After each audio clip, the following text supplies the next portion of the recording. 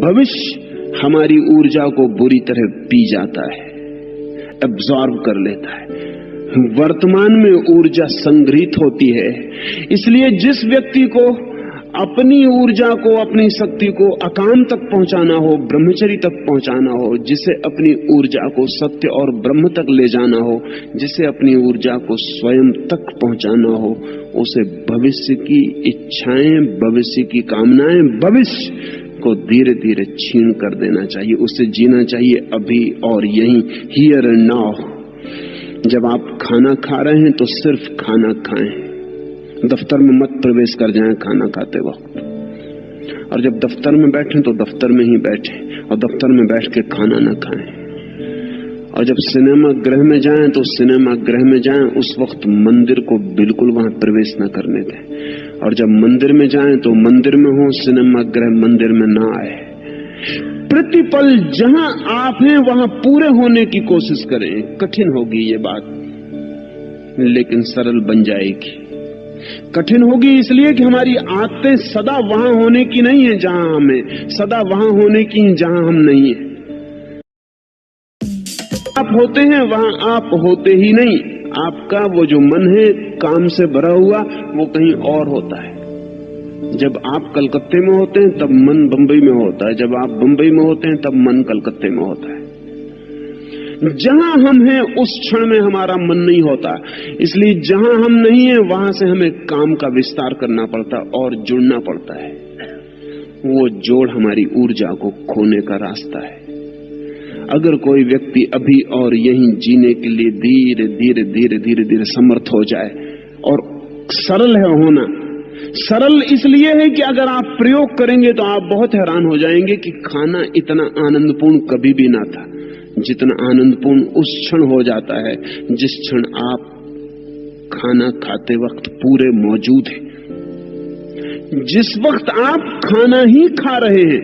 एक ज़ैन फकीर के पास एक सम्राट मिलने गया था। वो फकीर अपने बगीचे में गड्ढा खोद रहा था। उस सम्राट ने कहा कि मैं आपसे कुछ ज्ञान सीखने आया हूं। तो उस फकीर ने कहा कि बैठो और देखो और सीखो। सम्राट बैठ गया। वो फकीर अपना गड्ढा खोदता रहा। सम्राट ने कहा कुछ कहिएगा भी, आप तो गड्ढे ही खोदे चले जा रहे हैं। उस फकीर ने कहा गौर से देखो, मैं हूं ही नहीं, बस गड्ढा खोदना ही है, गड्ढा खोदना ही हो रहा है, मैं हूं ही नहीं। मैं इतना पूरा लीन हूं इस गड्ढे खोदने में कि मुझे अलग करने की कोई जरूरत नहीं। मैं गड्ढा खोद रहा हूं ऐसा कहना गलत है, मैं गड्ढा खोदने की क्रिया हो गया हूं ऐसा ही कहना ठीक है। तुम भी देखने की क्रिया हो जाओ। कृपा करके उस बात को मत सोचो कि जब मैं बोलूंगा तो क्या बोलूंगा और जब तुम समझोगे तो क्या समझोगे। तुम कृपा करके यहां सिर्फ देखना हो जाओ। उस सम्राट ने कहा ये तो बड़ा मुश्किल है, सिर्फ देखना, मुझे लौटना भी है।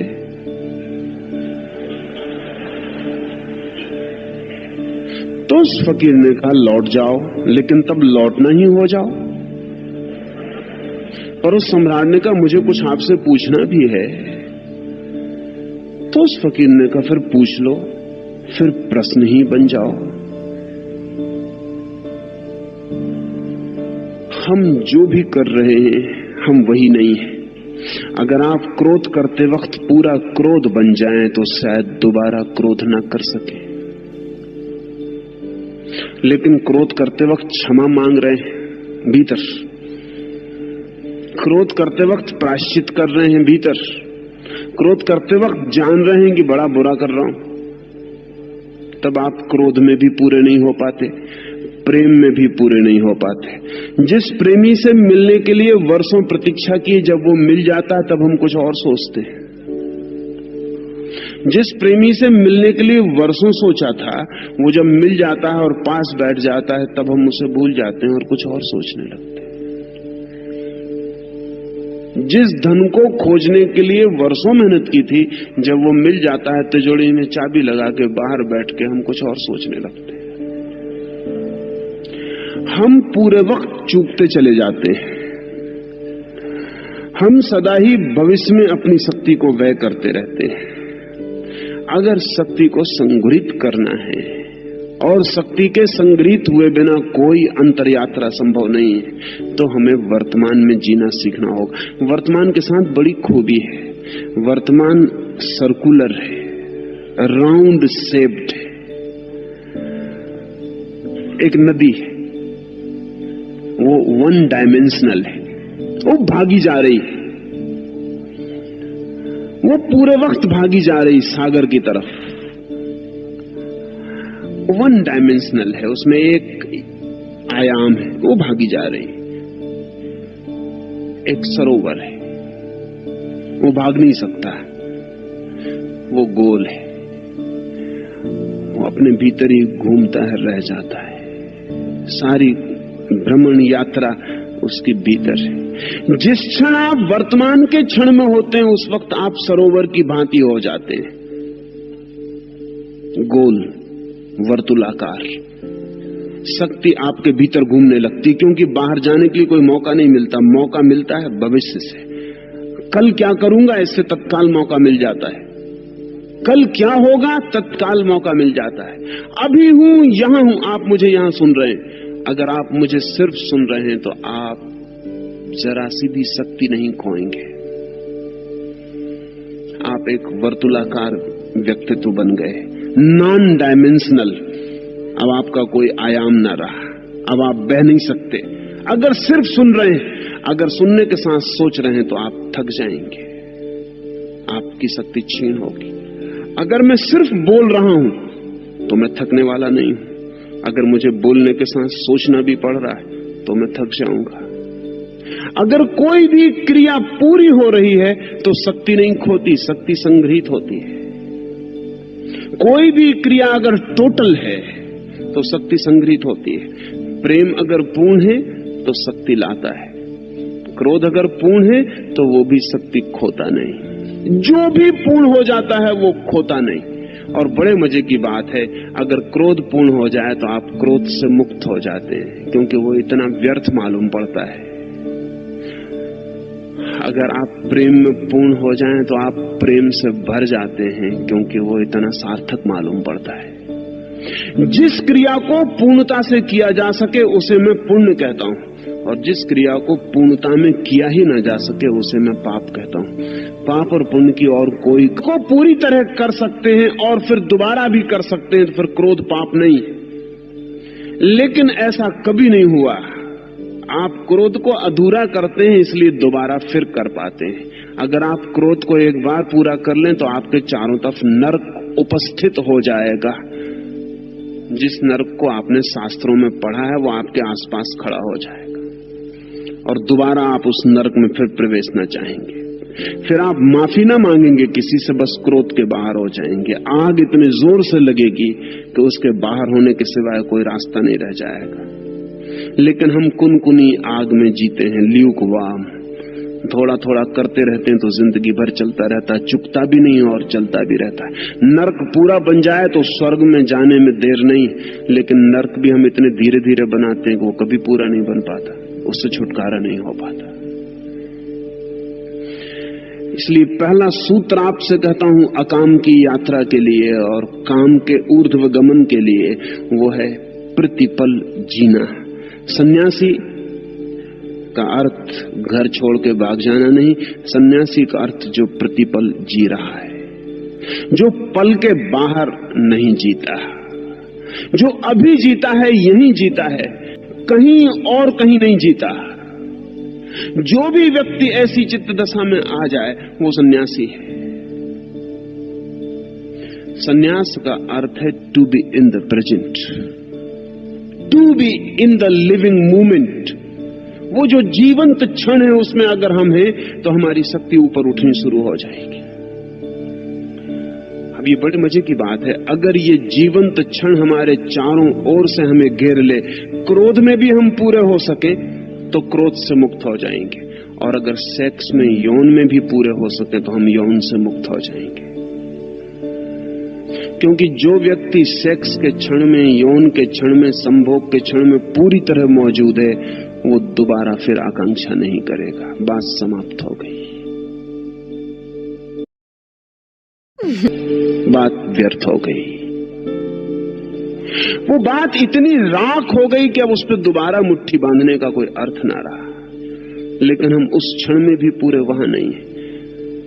आदमी आतुर है संभोग के लिए, 24 घंटे दौड़ रहा है, पूरी जिंदगी दौड़ रहा है, धन कमा रहा है, मकान बना रहा है, बहुत गहरे में सेक्स की तृप्ति की दौड़ चल रही है। सब हो जाए तो वो उसको तृप्त कर सके, और फिर जब सेक्स का क्षण आता है तब वो उसमें पूरा नहीं है।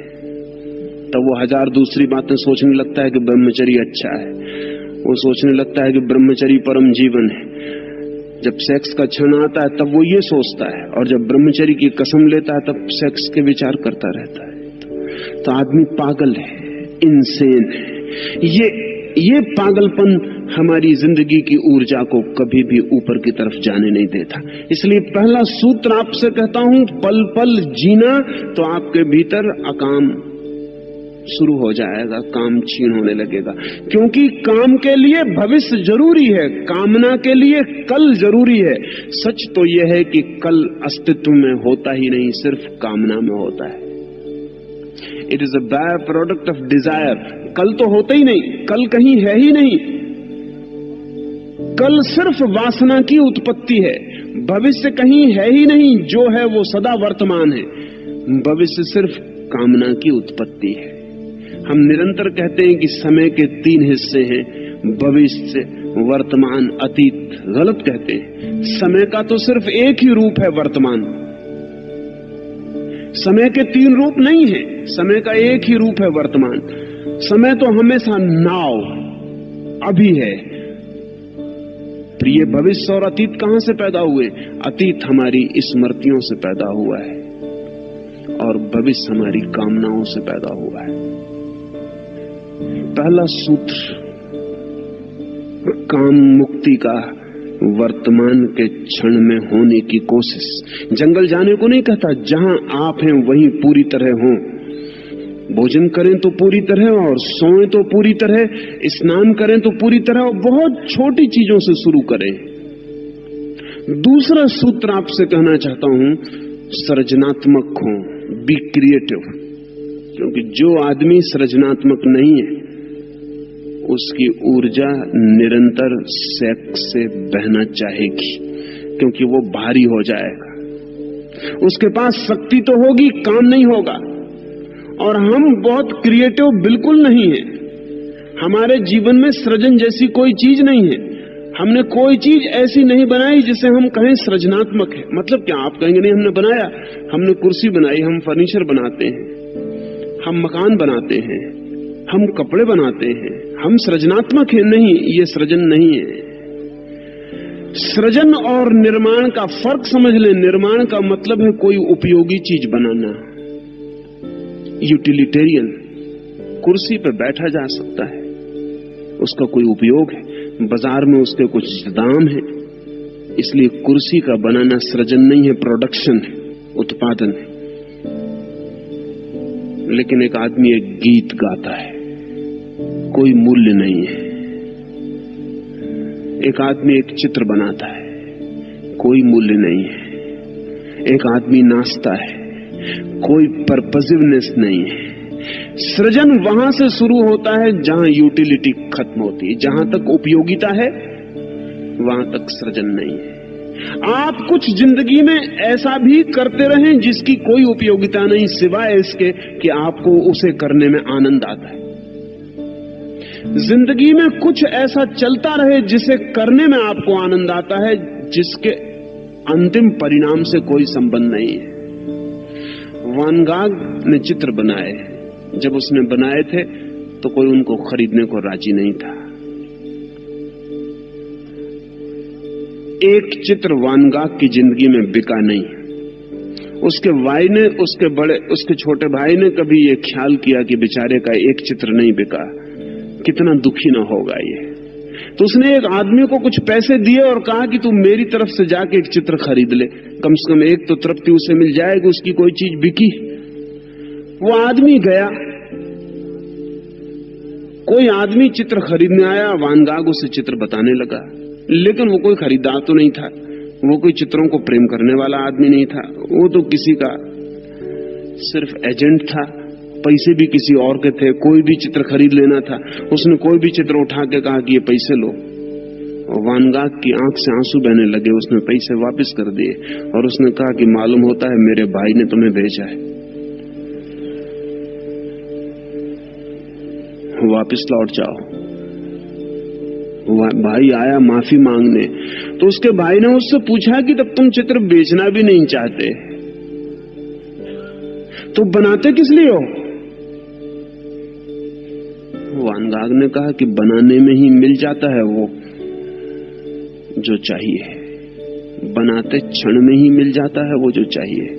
जब मैं चित्र बनाता हूं तब सब मुझे मिल जाता है, अब और कुछ चाहिए नहीं। जब कोई गीत गाता है तो सब मिल जाता है गाने में, लेकिन हाँ, अगर गायक भी प्रशंसा के लिए आतुर हो तो बाजारू है, सृजनात्मक नहीं है। अगर चित्रकार भी बाजार में बेचने के लिए चित्र बनाता हो तो ये कंस्ट्रक्शन है, प्रोडक्शन है, ये क्रिएशन नहीं है। हम कहते हैं कि परमात्मा ने जगत बनाया, क्रिएट किया, बनाया नहीं बनाया बड़े अर्थ की बात नहीं, लेकिन परमात्मा को हम कहते हैं उसने सृजन किया, उसका एक ही अर्थ है।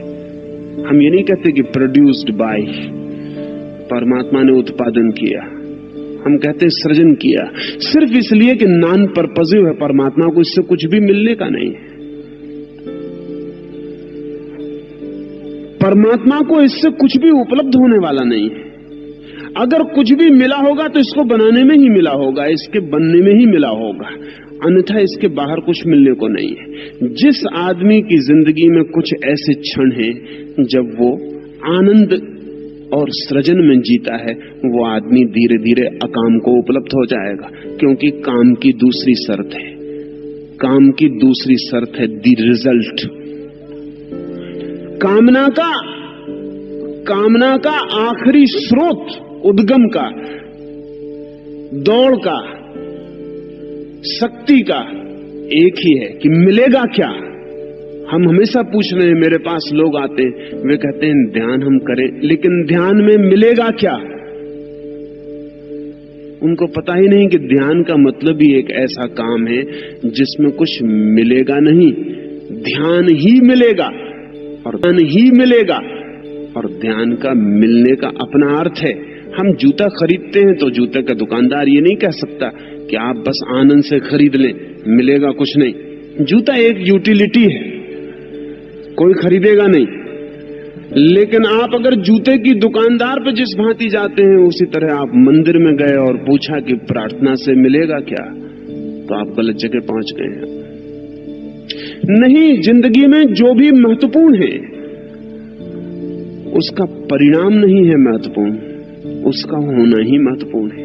और हमारी जिंदगी में ऐसा कोई क्षण नहीं है जो अपने में महत्वपूर्ण हो। जिस व्यक्ति को धर्म के जगत में प्रवेश करना है और जिसे ऊर्जा को ऊपर ले जाना है, उसे कुछ ऐसे काम खोजने पड़ेंगे जो काम नहीं है, जो सिर्फ खेल है, लीलाएं हैं। इसलिए कृष्ण के जीवन को हम चरित्र नहीं कहते, राम के जीवन को चरित्र कहते हैं। राम का जीवन चरित्र है, बहुत गंभीर मामला है।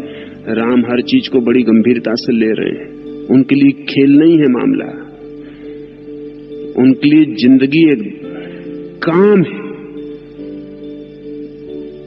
कृष्ण के लिए जिंदगी एक खेल है। नाच रहे हैं तो कुछ मिलने वाला नहीं है, बांसुरी बजा रहे हैं तो कुछ मिलने वाला नहीं है। राम तो जो भी कर रहे हैं उसमें कम से कम चरित्र मिलेगा, मर्यादा मिलेगी, वंश परंपरा की प्रतिष्ठा मिलेगी, वो सब मिलना है। राम बहुत यूटिलिटेरियन है, राम की बुद्धि बहुत उपयोगितावादी है। इसलिए एक धोबी के कहने पे वो पत्नी को बाहर फेंक सकते हैं। यूटिलिटी में तकलीफ हो रही, उपयोगिता में बाधा पड़ रही, राम की मर्यादा छीन हो जाएगी, राम के चरित्र पर धब्बा लग जाएगा। राम की रघुकुल परंपरा का क्या होगा? यश वंश सब उपयोगिता है। कृष्ण अगर राम की जगह होते तो सीता को फेंक नहीं सकते थे। हो सकता था खुद ही बांसुरी बजाते हुए भाग जाते, ये हो सकता था।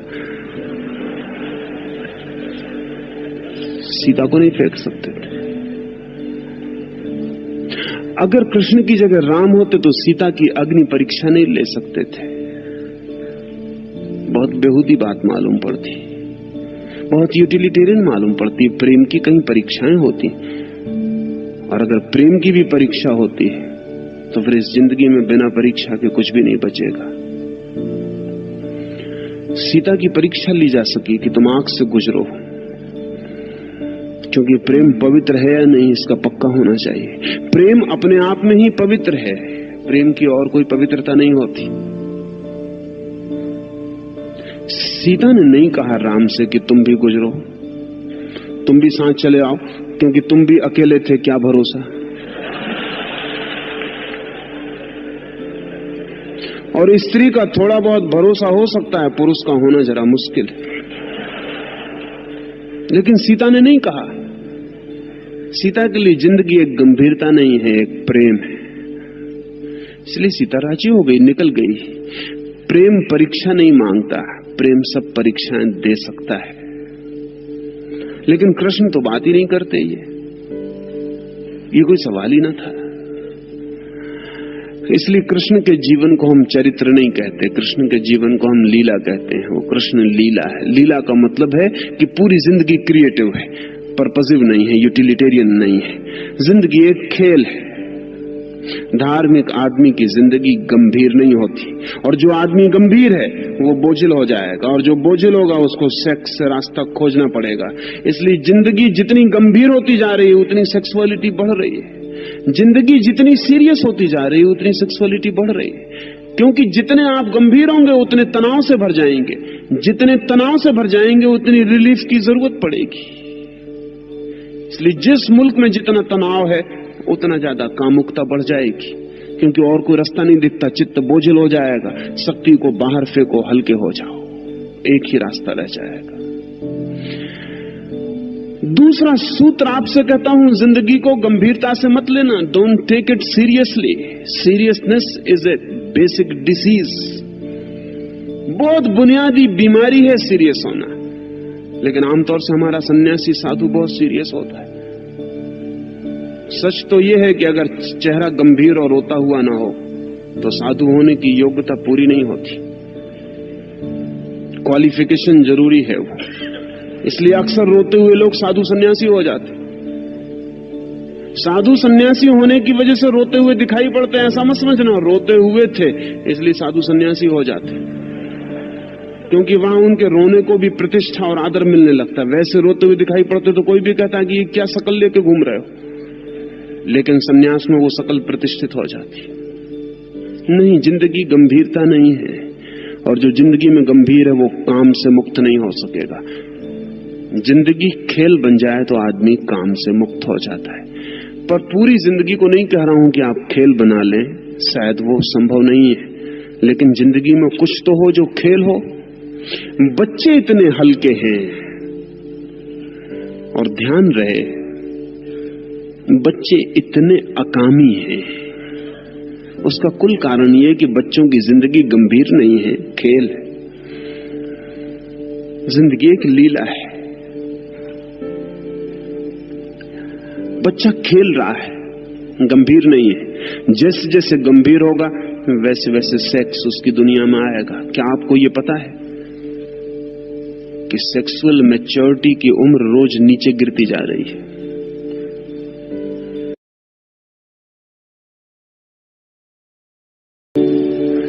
चौदह साल से अमेरिका में 12 साल हो गई, 11 साल हो गई। कुछ लड़कियां 11 साल में मैच्योर होने लगी, और संभावना इस सदी के पूरे होते होते मैच्योरिटी की उम्र 7 साल तक भी आ सकती है। 7 साल। क्या मामला क्या है? लड़कियां हमेशा 14 साल में मैच्योर होती थी, ये 7 साल में क्यों होने लगी? असल में 7 साल में ही लड़कियां इतनी गंभीर हो गई हैं अब, जितनी 14 साल में पहले हुआ करती थी। जिंदगी 7 साल में ही काफी भारी हो गई। शिक्षा, व्यवस्था, शिष्टाचार, सभ्यता, संस्कृति रोज भारी होती जा रही। छोटे बच्चे जितने भारी हो जाएंगे उतने जल्दी उनको शक्ति फेंकने के लिए सेक्स का मार्ग खोजना पड़ेगा। इससे उल्टा भी हो सकता है। अगर हम बच्चों को देर तक हल्का रख सकें, बहुत हल्का रख सकें, तो शायद 20 साल 25 साल हम कहानियां सुनते हैं लेकिन हमें पता नहीं है, और जो गुरुकुल चलाते हैं उनको भी पता नहीं है कि मामला क्या है, क्योंकि गुरुकुल चलाने वाले लोग तो आमतौर से गंभीर होते हैं। लेकिन 25 साल तक किसी जमाने में हमने गुरुकुल में युवकों को काम से, सेक्स के बाहर रख सके थे हम। उसका कारण क्या था? उसका कारण था कि हम 25 साल तक उन्हें गंभीर होने से बचा सके थे, और कोई कारण नहीं था। जितनी गंभीरता बढ़ेगी उतना बोझ बढ़ जाएगा, जितना बोझ बढ़ेगा तनाव हो जाएगा, जितना तनाव होगा उतना निकास चाहिए। हम 25 साल तक उनको गंभीर होने से बचा सके थे। हमने 25 साल तक उनकी जिंदगी को खेल, न परीक्षाओं की गंभीरता थी, न जिंदगी से लड़ने की गंभीरता थी, न उत्तरदायित्व और रिस्पॉन्सिबिलिटी की गंभीरता थी। जिंदगी एक खेल थी जंगल में। उस खेल के बीच सब बहुत आहिस्ता चल रहा था। लकड़ियां काट रहे थे लड़के, जंगल में दौड़ रहे थे, पौधे बना रहे थे, खेती कर रहे थे, कभी घंटा आधा घंटा पढ़ते थे। पढ़ना कोई गंभीर काम न था, फुर्सत के क्षण में हुई बातचीत थी। निकट गुरु के बैठ के थोड़ी बात कर लेते थे। तो 25 साल तक अगर वे काम के बाहर रह जाते थे तो कोई आश्चर्य नहीं। और अगर आज आपके बच्चे 14 और 15 साल के बाद ही पूरे अडल्ट, पूरे प्रौढ़ और पूरी प्रौढ़ता की काम वासना की मांग कर रहे हैं तो भी आश्चर्य नहीं, क्योंकि आप उनको गंभीर बनाने की पूरी योजना किए हुए हैं। जिस आदमी को अकाम को उपलब्ध होना है उसे जिंदगी से गंभीरता को अलग कर देना चाहिए, अन्यथा बोझ हो जाएगा, बोझ उसे काम में ले जाएगा। कैसे ये होगा? 2-4 काम तो हर आदमी खोज सकता है जब वो गैर गंभीर है। कभी आप अपने बच्चों के साथ घर में खेलते हैं? आप कहेंगे कैसे पागलपन की बात कर रहे हैं आप, बच्चों के साथ और खेल। बाप जब भी बेटे से मिलता है तो गंभीर मिलता है। एक तो मिलता ही नहीं, कभी कोई गंभीर मौका आ जाए